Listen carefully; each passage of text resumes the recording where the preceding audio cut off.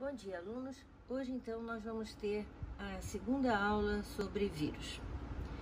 Certamente vocês já foram ao médico com sintomas diversos, tipo dor de cabeça, vômito, diarreia, um mal-estar geral. Fez uma consulta e até algum exame e esperou o diagnóstico, né? Virose. Nossa, qual virose? Não podemos afirmar ao certo. Ah, assim é fácil ser médico. Nada disso. Realmente o médico está certo. Doenças causadas por vírus são denominadas genericamente por viroses. Nós temos várias durante toda a nossa vida e elas certamente passarão desapercebidas ou confundidas com outras, porque os sintomas se assemelham muito. Não é culpa do diagnóstico e muito menos do médico. Muitas viroses causam sintomas muito genéricos e então são de difícil diagnóstico, porém isso não vai interferir muito no tratamento. Já outras causam sintomas bem específicos e então temos tratamentos também bem específicos, podendo ser mais ou menos graves e até causar a morte ou mesmo deixar sequelas para o resto da vida, né? A primeira doença totalmente extinta da Terra foi uma virose, a varíola. Essa doença atormentava os seres humanos há mais de 3.000 anos e atingiu até pessoas muito importantes, como o faraó egípcio Ramsés II, a rainha Maria II da Inglaterra e o rei Luís XV da França. Porém, hoje ela não existe mais. E como é que se deu essa erradicação? Bem, estudos mostram que esse vírus surgiu na África mais ou menos em 10.000 a.C. e provavelmente veio do camelo. Foram encontradas marcas na pele de múmias até. Essa doença era uma doença altamente contagiosa que causava erupções cutâneas que evoluíam para bolhas cheias de líquido com uma depressão ao centro. Depois as bolhas ganhavam crosta que se desprendiam e deixavam uma cicatriz na pele. Era transmitida diretamente entre pessoas ou através de contato com objetos contaminados, isso é, indiretamente, e a taxa de morte era de mais ou menos 30%. Estima-se que no século XVIII morressem de varíola na Europa cerca de 400.000 pessoas por ano e que 1/3 dos casos resultasse em cegueira. O período de incubação dessa doença era de mais ou menos 12 dias. Inicialmente, as pessoas sentiam sintomas semelhantes aos da gripe, porém o vírus se espalhava pelos órgãos linfáticos, sangue e logo tomava o corpo todo. O interessante é que historiadores fazem a ligação entre viroses e a queda do Império Romano, com o surgimento também do feudalismo na Europa e mais ainda a derrota das civilizações nativas da América pré-colombiana e, consequentemente, a conquista da América pelos espanhóis. Até que, em 1798, Edward Jenner reparou que as mulheres que retiravam o leite das vacas não contraíam varíola e acabou descobrindo que a sua imunização devia-se à infecção não perigosa com o vírus da varíola bovina, a vacínia. E aí ele propagou a prática de usar esse vírus para inoculação prévia e descobriu, vamos dizer assim, né, a primeira vacina e também originou o termo vacina, que vem de vacínia. Apesar de que no início do século XVIII, práticas de injetar o vírus em crianças eram comuns na China e no Oriente Médio e foram importadas para a Europa Ocidental, começando pelo Reino Unido, por Mary Montaigne, que trouxe a nova técnica praticada no Império Otomano para o seu país. Era recolhido, então, pus das pústulas e com algodão e uma seringa, a secreção era injetada em outra pessoa, o que fez com que a taxa de mortalidade caísse para 1%. E em 1977 registrou-se na Somália o último caso de varíola. O vírus hoje é guardado em 2 centros governamentais bem vigiados. O Centro de Controle de Prevenção de Doenças em Atlanta, nos Estados Unidos, e pelo Instituto Vector, na Rússia. Mas em 2002, no encontro anual da OMS na Suíça, os membros da organização aprovaram a recomendação de não destruir as amostras, por conta do risco de uma epidemia artificialmente gerada por extremistas que podem recorrer a armas biológicas. Mas como foi possível a erradicação dessa virose? Bem, na década de 1960 e 1970, o mundo todo foi convocado a participar de uma grande campanha de vacinação, com uma vacina bem barata e estável, porque o vírus da varíola é um vírus de DNA, que nós já vimos na aula passada, que é bem mais estável do que vírus de RNA, né? Um outro motivo foi porque só os seres humanos são hospedeiros do vírus da varíola. Só havendo, então, um serótipo, a imunização protege contra 100% dos casos, provocando uma resposta imunitária vigorosa. Hoje, não se toma mais a vacina contra a varíola, aliás, há muito tempo. Eu, que nasci em 1959, outro dia encontrei nos meus álbuns de bebê, que minha mãe anotava as minhas gracinhas, um comprovante de vacinação contra a varíola de 1977, eu acho. Acho que foi de 77. Então, eu estou imunizada até hoje. Porém, a varíola não deixou de ser uma ameaça por conta do medo de uma guerra biológica, se porventura uma amostra cair nas mãos de terroristas, ou mesmo como aconteceu em 2016, com o degelo de áreas do Ártico, que revelou cadáveres antigos com amostras de vírus extremamente perigosos, que podem ainda estar vivos e se espalharem como na época da Idade Média. Eu me lembro que há alguns anos, com medo, o presidente dos Estados Unidos, o George W. Bush, foi vacinado, assim como todo o pessoal militar de seu país.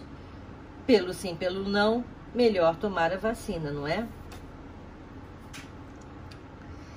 Bem, depois dessa breve história, vamos falar das viroses atuais, que não são poucas. Vamos começar por aquela que nos assombra desde a sua descoberta em 1981 em Los Angeles e que erroneamente foi denominado câncer gay, pois era um tipo de pneumonia entre homens homossexuais. Vamos falar primeiro sobre o vírus e depois sobre a doença, a síndrome que ela causa, a AIDS. O retrovírus HIV. O vírus do HIV apresenta um envelope lipoproteico externo que contém um capsídeo constituído por proteínas. Dentro do capsídeo encontram-se duas moléculas idênticas de RNA de cadeia simples e as enzimas transcriptase reversa e a integrase, a qual é responsável pela integração do DNA viral no cromossoma da célula hospedeira. Não, eu não errei. Sim, o HIV é um vírus de RNA, porém sintetiza DNA. E como é que isso é possível? Depois de se ligar a receptores da célula hospedeira, principalmente células do sangue e certos tipos de células epiteliais, o envelope do HIV funde-se à membrana celular e o núcleo capsídeo se introduz no citoplasma. Aí, o núcleo capsídeo se desfaz, liberando o RNA, a enzima transcriptase reversa e a integrase no citossol também, né, são liberadas, e então a transcriptase reversa entra em ação e transcreve uma cadeia de DNA a partir do RNA viral, isso é, faz uma transcrição reversa. À medida que transcreve o DNA, a transcriptase reversa degrada o RNA modelo e logo produz uma cadeia de DNA complementar à recém-sintetizada e assim origina um DNA de cadeia dupla. Aí esse DNA penetra no núcleo da célula hospedeira e pela ação da enzima integrase insere-se a um de seus cromossomas. Aí, agora que está integrado ao cromossoma da célula, o DNA viral começa a produzir moléculas de RNA. Algumas vão constituir o material genético de novos vírus e outras vão se traduzir pelos ribossomas da célula hospedeira, produzindo cadeias de proteínas que serão depois cortadas por enzimas dos vírus, as proteases, originando assim as várias proteínas do vírus, a transcriptase reversa, a integrase, as proteínas do capsídeo e as glicoproteínas que formarão o envelope e vão migrar para a membrana plasmática da célula hospedeira, onde vão se agregar. Enquanto isso tudo, o RNA Enzimas e proteínas unem-se formando os nucleocapsídeos. Aí, os nucleocapsídeos encontram nas regiões da membrana plasmática, onde há glicoproteínas, e são envolvidos por ela. E aí vai surgir o envelope. Ao final desse processo, partículas virais de HIV são expelidas da célula hospedeira e aí podem infectar outras células sadias. Só que as células hospedeiras agora têm o material genético do vírus integrado ao seu e então continuam a produzir partículas virais. É o pior em certas células infectadas. O vírus integrado ao cromossoma se mantém em estado latente, que é chamado provírus, lembram? Sem produzir RNA, o que impede o sistema imunológico e as drogas antivirais eliminarem completamente o vírus do corpo humano. Então, para ser um retrovírus, é preciso ter duas características: ser de RNA e possuir a enzima transcriptase reversa. E o que faz essa enzima? Possibilita a síntese de DNA, tendo como base o RNA. E qual a vantagem disso? A vantagem é que agora o DNA viral pode ser incorporado ao DNA da célula hospedeira e não será identificado como um ser estranho. E também assim, toda vez que a célula se dividir, dividirá também o DNA do vírus. E aí todas as células filhas dessa primeira célula nascerão com a característica herdada da mãe. Então, agora que já conhecemos o causador, vamos falar da doença, AIDS. Primeiramente, vamos entender que o fato da pessoa ter o vírus não significa que ela tenha a doença. Por isso, se usa o termo soropositivo e não aidético, ok? Vamos ver um pouco da história da AIDS. Como surgiram os vírus? Bem, algumas hipóteses são discutidas. A primeira diz que eles surgiram a partir de elementos genéticos que ganharam a habilidade de mover-se entre as células. Outra hipótese diz que são descendentes de organismos de vida livre que se adaptaram a uma estratégia de replicação do parasita e existiam antes e conduziram a uma evolução da vida celular. Já a outra teoria diz que sua origem está no próprio hospedeiro, uma vez que quando se mapeou o genoma humano, detectou-se inúmeras sequências virais integradas, o que solidifica a teoria de que os vírus poderiam ter origem no próprio hospedeiro, isto é, seria um caso de homologia do genoma de seu hospedeiro e mutações ocasionadas por agentes externos, como, por exemplo, radiação, danificaram o DNA celular e poderiam desencadear alterações nos cromossomas, possibilitando o surgimento dos vírus. Bem, seja qual for a hipótese verdadeira, os vírus são seres extremamente adaptados à vida parasitária e, apesar de serem dependentes de seus hospedeiros, muitas vezes nós, nos causam danos inversamente proporcionais ao seu tamanho. No caso do HIV, o causador da AIDS, acredita-se que ele surgiu em grupos de chimpanzés que cruzaram barreiras graças ao desmatamento crescente, às guerras, ao crescimento das populações humanas, que invadiram os habitats e expulsaram espécies nativas, ou pelo menos acabaram convivendo intensamente com elas, E também ao incremento das viagens entre os continentes, as transfusões de sangue que se tornaram bem comuns, o uso de drogas injetáveis e, por fim, a promiscuidade. Esses foram fatores que fizeram com que a AIDS tenha se tornado uma epidemia mundial em apenas 20 anos. O HIV foi isolado pela primeira vez em 1983 pelo pesquisador francês Luc Montaigne e confirmado que era o HIV em 1984 pelo americano Robert Gallo. Em 1986, o AZT começou a ser usado para tratamento de pessoas contaminadas, pois ele é um inibidor da transcriptase reversa e então ele diminui a velocidade de multiplicação do vírus. Eu acredito que o fato de ter sido considerado no início como uma doença gay contribuiu muito para a discriminação dos infectados e assim muitos nem procuraram tratamento com medo do preconceito e acabaram morrendo. Vamos entender que ninguém morre de AIDS. O HIV é transmitido pelos fluidos corporais, por exemplo, o sangue e o esperma. Durante a fase que sucede à infecção, o vírus se multiplica ativamente e os fluidos corporais dessa pessoa são altamente infectantes. Aí o sistema imunitário dessa pessoa é ativado e a doença começa a ser combatida. O que diminui muito a quantidade de infecção dos vírus, né? E a infecção se torna assintomática e leva as pessoas a acharem que não era nada demais. Só que ela está travando em seu corpo uma batalha entre o vírus e o sistema imunológico. A principal célula atacada pelo HIV é o linfócito T auxiliador, o CD4. É ele que comanda as respostas do sistema imunitário, né? Ao destruir as células CD4, a pessoa fica suscetível a outras infecções comuns, como a gripe, por exemplo.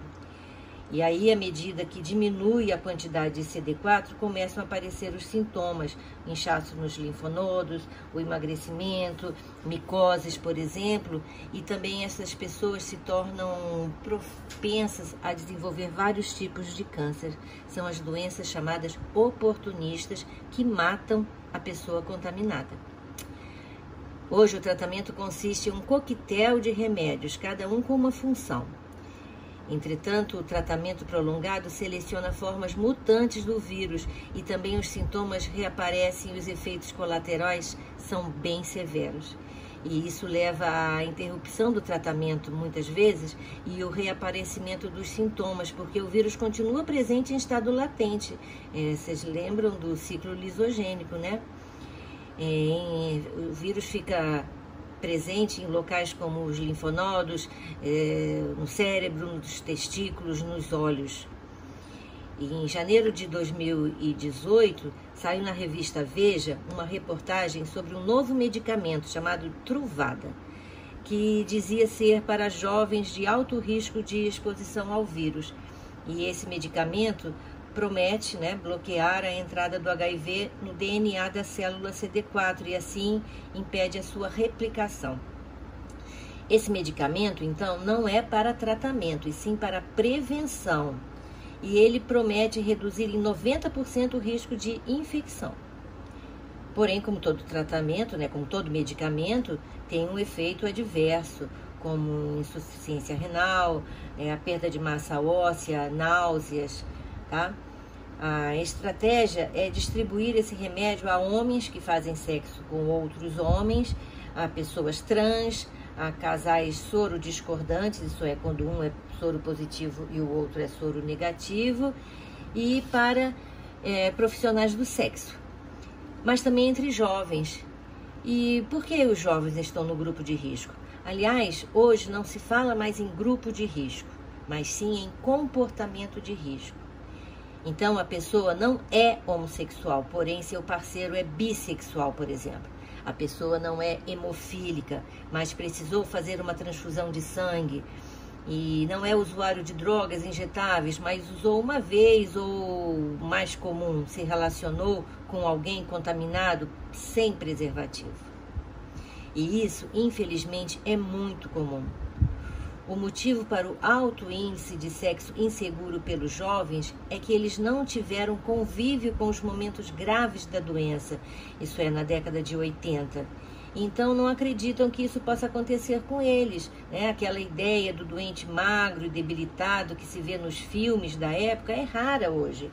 E os jovens que se consideram imortais, vai dizer que não. Muitas vezes se descuidam, principalmente na primeira relação sexual. Vale ressaltar que a AIDS também pode ser transmitida em relações sexuais de homem com mulher, não é só em relação homoafetivas, ok? Também a mãe pode transmitir para o filho durante a gravidez ou a amamentação, e por isso o exame de HIV é obrigatório nos exames pré-natais. As seringas hoje são descartáveis e os bancos de sangue seguem rigorosos protocolos. Mas veja que o HIV não é transmitido pelo beijo, nem pelo suor, nem por pincada de inseto, nem pelo ar, espirro ou simples toque. Conviver com uma pessoa soropositiva não é perigoso desde que os cuidados sejam tomados. Porém, jovem, não se esqueça, quem vê cara não vê AIDS e nem outras DSTs, né? Prevenir é muito melhor porque a AIDS não tem cura, não tem vacina e mesmo esses medicamentos não protegem 100%. Não brinque com sua vida e se informe. A vida é maravilhosa e viver de uma forma segura é muito melhor. Então, como eu falei, existe tratamento, mas se prevenir e evitar é muito mais garantido. Se você conhece alguém soropositivo, não discrimine, colabore para uma melhor qualidade de vida dessa pessoa, tá? Informação ainda é o melhor remédio, certo? Agora vamos falar do vilão do momento, responsável, inclusive, por estarmos aqui separados fisicamente, ligados por essa máquina maravilhosa, mas que eu particularmente detesto e fui obrigada a aprender a mexer, o computador. Estamos falando do coronavírus. É o causador da Covid, essa pandemia que estamos enfrentando há mais de um ano e que levou muitos entes queridos no mundo. Eu, particularmente, perdi no mesmo mês de dezembro do ano passado meu tio e compadre e meu pai. Os dois eram idosos e, infelizmente, se contaminaram e não resistiram. Bem, esse vírus surgiu na China e não se sabe exatamente como. Alguns dizem que surgiu pela ingestão de animais exóticos, outros já dizem que foi pela simples convivência com esses animais. Bem, o fato é que a Organização Mundial de Saúde comunicou ao mundo dessa doença em 31 de dezembro de 2019. O pior cenário para uma doença emergente é quando o vírus que circulava em animais silvestres ou domésticos passa a circular rapidamente entre os seres humanos. E é exatamente o que está acontecendo agora. O coronavírus recebeu este nome por causa das proteínas em seu envelope. Essas proteínas, chamadas de S de espícula, são o alvo mais vulnerável do vírus e faz o contato fundamental entre o vírus e a célula hospedeira, que geralmente são células do sistema respiratório. O tempo de incubação é de 5 dias, enquanto o vírus está se replicando e já por volta do 7º dia aparecem os primeiros sintomas. Porém, a pessoa já está transmitindo mesmo que nem saiba que está doente.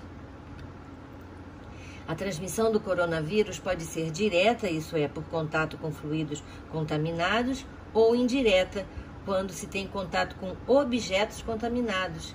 E estudos provam que ele se mantém infectante por 72 horas em superfícies plásticas e de aço inoxidável e por 24 horas em papelão. E quanto maior for a carga viral, maior é a chance de se desenvolver complicações. O vírus reconhece a fechadura para a qual ele tem a chave e invade a célula hospedeira. Essa fechadura, no caso do coronavírus, é a proteína ACE2, quer dizer, enzima de conversão de angiotensina 2, que está presente na membrana plasmática de células pulmonares, intestinais e também renais, cardíacas e dos vasos sanguíneos. Mas a região do corpo mais atacada é a região pulmonar e a principal via de entrada é o nariz, a boca e os olhos. Depois de reconhecer a proteína ACE2 na membrana plasmática da célula, o vírus envelopado começa o processo de invasão celular. Geralmente, partículas externas que entram nas células vão parar em bolsas chamadas endossomas, na qual são digeridas. No entanto, o SARS-CoV-2 não é digerido. Ele funde seu envelope à membrana plasmática e depois partículas virais vão ser cortadas dentro da célula. O vírus, que é de RNA, pode ser traduzido pelos ribossomas imediatamente e dá origem a proteínas que vão gerar várias cópias do RNA do vírus. As células humanas não têm enzimas capazes de copiar o RNA necessário para o vírus se replicar, mas ele produz essas enzimas a partir do próprio genoma. Feitas mais cópias, muitas vão integrar o material genético dos novos vírus, algumas serão traduzidas pelos ribossomas e formarão proteínas do capsídeo, e outras vão participar da síntese de proteínas do retículo endoplasmático granuloso. Do retículo, passam para o complexo golgiense. No citossol, o vírus é montado e brota para fora da célula e ele vai invadir, então, uma célula sadia. Esse aqui, então, é o esquema do comportamento do vírus. São 10 etapas. Primeiro, ocorre a união da entrada do vírus por endocitose. Segundo, desempacotamento do vírus. Terceiro, tradução de proteínas que vão atuar na replicação do RNA viral. Quarto, replicação viral. Quinto, tradução por ribossomas do citossol, dando origem a proteínas do capsídeo. Sexto passo, tradução por ribossomas do retículo endoplasmático granuloso, dando origem a proteínas do envelope. O sétimo passo, passagem das proteínas para o complexo golgiense, onde serão maturadas. Oitavo passo, início da montagem dos vírus. Nono passo, finalização da montagem dos vírus. E 10º passo, liberação dos vírus por exocitose.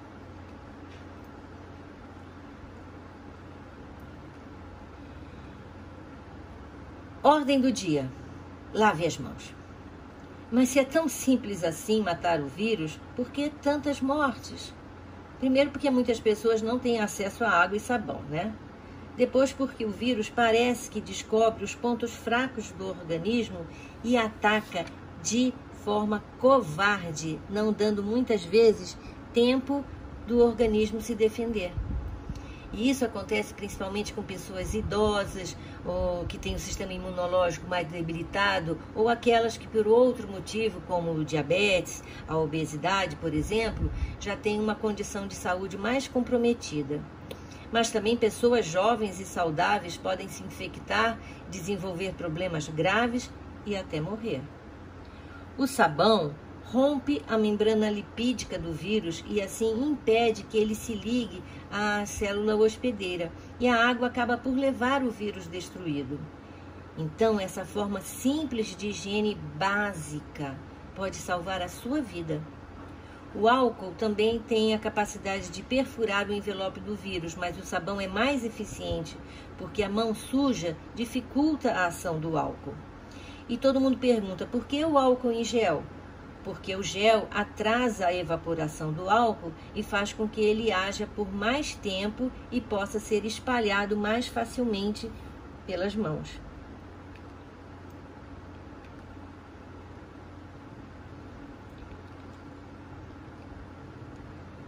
Parece incrível que em pleno século XXI estejamos relembrando regras mínimas de higiene tão discutidas há milênios, né, pelas diversas culturas.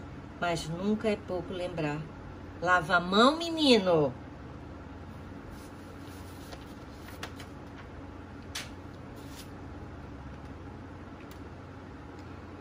Outras formas de profilaxia são o uso de máscara e evitar aglomerações. No momento, estamos em ascensão em número de casos. Isso não é brincadeira. Não vai acabar de uma hora para outra e não temos vacina para todos ainda. Faça a sua parte, seja inteligente e solidário. Faça por você e pelos que você ama. Algumas considerações finais. Atingir o vírus dentro do corpo é difícil, pois ele fica praticamente inacessível no interior das células. O que o sistema imunológico reconhece como antígeno são as proteínas S do envelope. A resposta imunitária que se provoca no desenvolvimento das vacinas contra o corona é justamente atacar essas proteínas, porque elas são a parte mais exposta do vírus e o sistema imunológico pode aprender a reconhecê-las. Até o momento, todas as estratégias pensadas para a produção de uma vacina visam ao reconhecimento justamente das proteínas S. O combate envolve a imunidade adquirida e não a imunidade inata, de modo que o objetivo é que as vacinas não promovam respostas inflamatórias e sim preservem o sistema respiratório das pessoas vacinadas. Quando chegar a sua vez, vacine-se sem pestanejar. Eu não vejo a hora de chegar a minha, estou rezando para que seja logo. Outra doença causada por vírus e que pode levar à morte é a dengue. Ela é transmitida pela fêmea do mosquito Aedes aegypti, que é hematófaga, e que pode transmitir o vírus da dengue, da zika e da chikungunya também.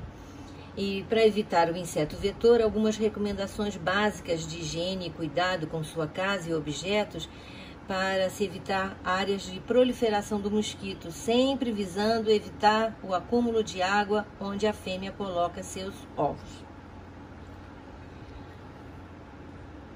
Os sintomas: dores nas articulações, dores de cabeça, coceira pelo corpo, náuseas e vômitos e manchas vermelhas na pele e uma febre alta são sintomas que a dengue se tornou mais grave. Então, alguns métodos, né, de profilaxia: tapar os reservatórios de água, lavar os utensílios, não deixar água acumulada nas calhas, né? E acomodar sempre o lixo em sacos plásticos e tudo isso que você já sabe e certamente faz. Há alguns poucos anos tivemos novamente no Brasil casos de febre amarela que levou a uma campanha de vacinação e conscientização da população. Nós temos dois tipos de febre amarela. A febre amarela silvestre, onde o macaco, tadinho, é só um reservatório natural, por isso não deve ser sacrificado. E o homem é o hospedeiro acidental. E a forma urbana, onde o vetor também é o Aedes aegypti e o homem é o único hospedeiro. A febre amarela também pode levar à morte e uma única dose de vacina te protege para o resto da vida. Alguns sintomas, né, da febre amarela e somente a vacina pode te proteger. E como falar de virose e não falar de vacina, né? Existem vários tipos de vacina e nunca se falou tanto sobre isso.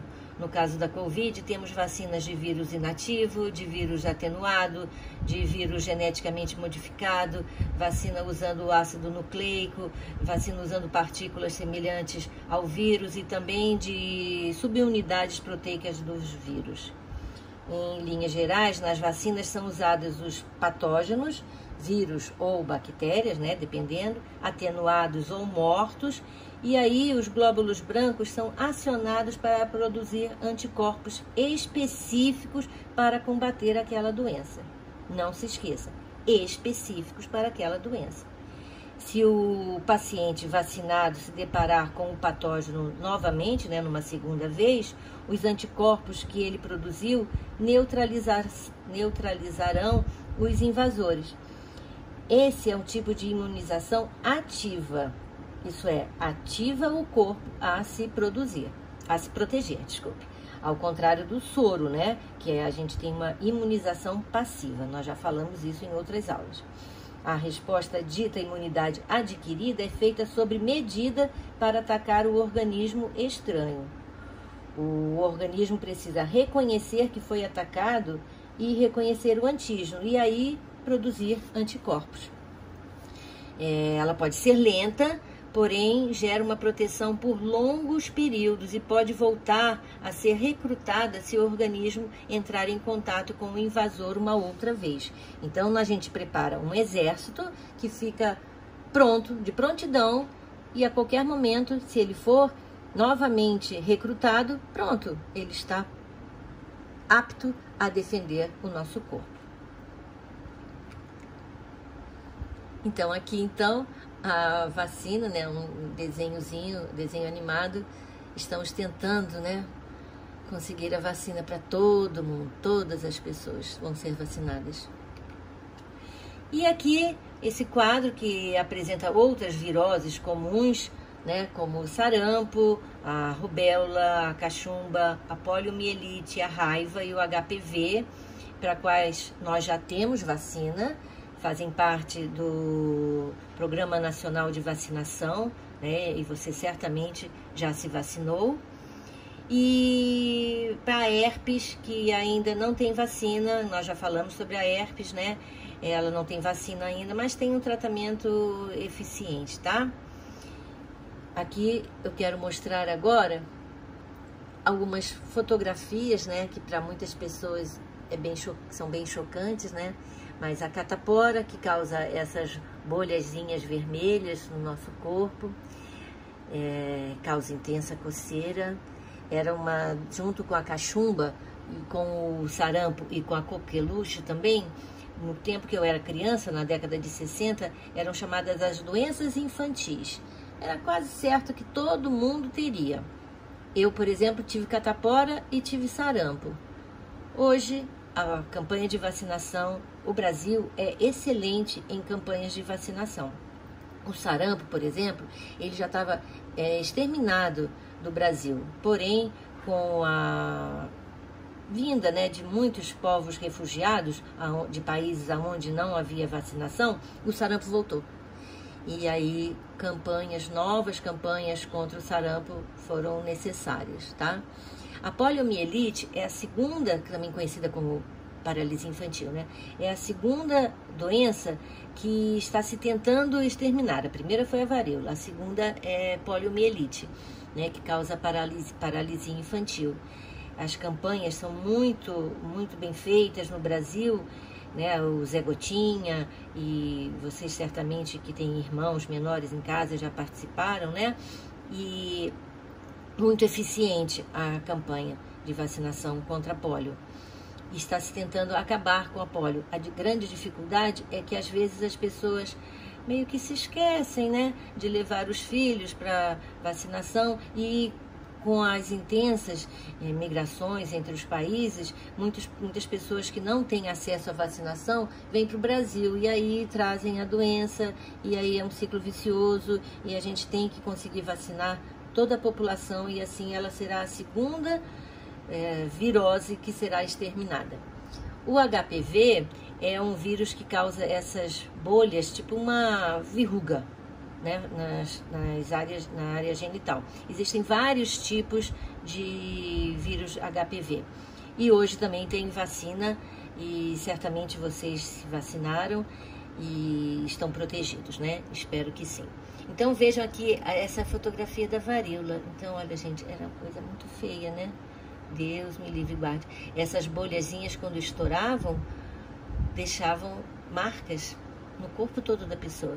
E aqui está o herpes, que eu falei, né? Essa bolhazinha vermelhinha, às vezes com bolinhas branquinhas, que às vezes são confundidas com um machucadinho, ou uma afta, por exemplo, né? Mas é herpes, tá bom? E por último aqui a raiva, né? Que é uma doença também que tem muitas campanhas de vacinação. E você que tem um cachorrinho, que tem um gatinho, que tem um animal doméstico, deve sempre estar atento às campanhas de vacinação e vacinar o seu animalzinho, tá bom?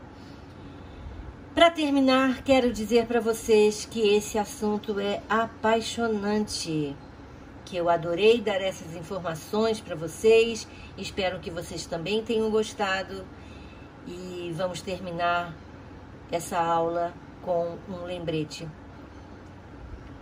Vai lavar a mão, menino?